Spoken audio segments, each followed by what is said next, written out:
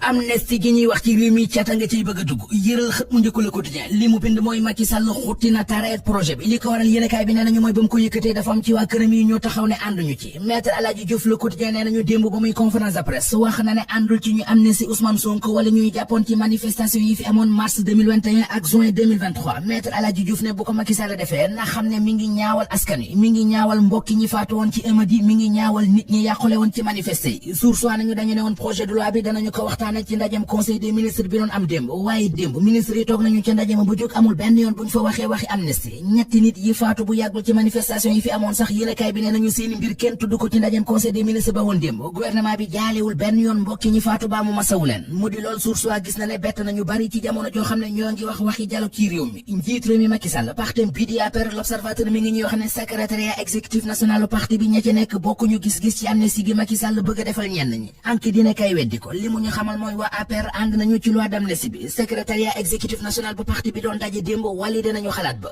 bés bi le jour gis ne Macky Sall njuuy nañu bari ndax projet de loi bi jëm ci amnistie Ousmane Sonko ak compagnie li ñu doon xaar mu dañu waxtaane ko ci ndajem conseil des ministres bi woon démb loolee amul kenn waxul lu ca jëm lu jëm ci loi d'amnistie boobee journal Point Actu mi ngi dëggal ne ak déggoo amu ci waa kër Macky Sall yi Point Actu ni ñu Macky Sall dane waa kër mi du tëj leader yi Pastef yi mooy tax ñu gagné élection yi bu ñu bëggee gagné élection présidentielle yi il faut que dañuy wàcce ci terrain bi dugg ci dëkk bi Mansour Faye journal bi nee nañu àndul ci amnistie gi Mamadou Mouri Diaw maire bu Matam moom it àndul ci amnistie gi dem na ca bay wax ne su amee moom dafay démissionné Mame Mbaye Niang ak Abdoulaye Daouda Diallo njiital conseil économique social ak environnemental ñoom yéenekaay bi nee nañu li ñu gis ba wax ko président Macky Sall mooy libéré gi mu bëgg a libéré ñi ci kaso bi bu mu ca dellu gannaaw na ko def balay beneen président di ñëw di ko def Maodo Malick Mbaye directeur général bu ANAMO bokk ci responsable yi Benno Bokk Yaakaar yi ne ci journal bi lépp lu ñu mën a def mbaa bépp matuwaay bu ñu mën di jël ngir ak dal am ci réew mi nit ñi nekk ci jàmm rek jaar na ko Maodo Malick Mbaye ne li xewoon ci réewum Côte d'Ivoire 2010 ak li fi xewoon bu yàggul ci réewum Tchad 2022 war naa yee ku nekk fi ñu nekk nii la Sénégal nee nañu Sénégal ci diggante xàcc ak dóor ca la toll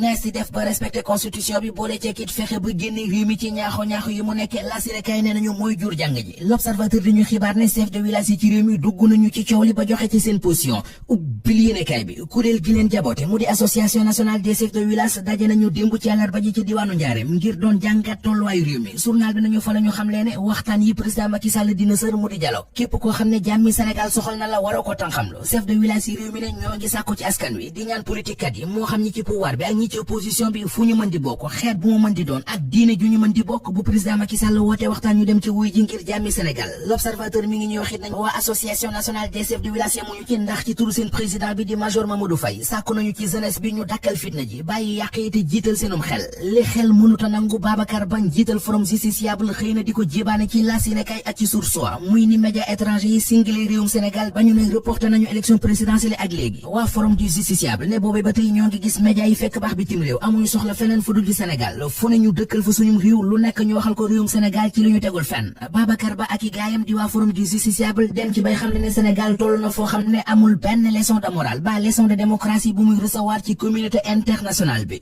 politique nationale bi ci la ñuy dellu ak journal Les Échos ma xëy di ñu xibaar ne ku doon xaar Macky Sall tànn beneen candidat bu bokkut ak Amadou Ba xaal seen nga xaddi ndax démb ba ñuy def ndajem secrétaire exécutif national bu APR Macky Sall confirmé waat na fa Amadou Ba ne candidat bi taxawal waa Benno Bokk Yaakaar ci élection présidentielle yi terewul moom Amadou Ba ñi ko jàppoon am na ñenn ñu ko tàmbalee wan ginnaaw public yéen a kay nañu Mamadou Gueye directeur des domaines ci la bokk wan na ginnaaw Amadou Ba bana ko nee na ko yël banding CCPS, comptoir commercial de plomberie du Sénégal.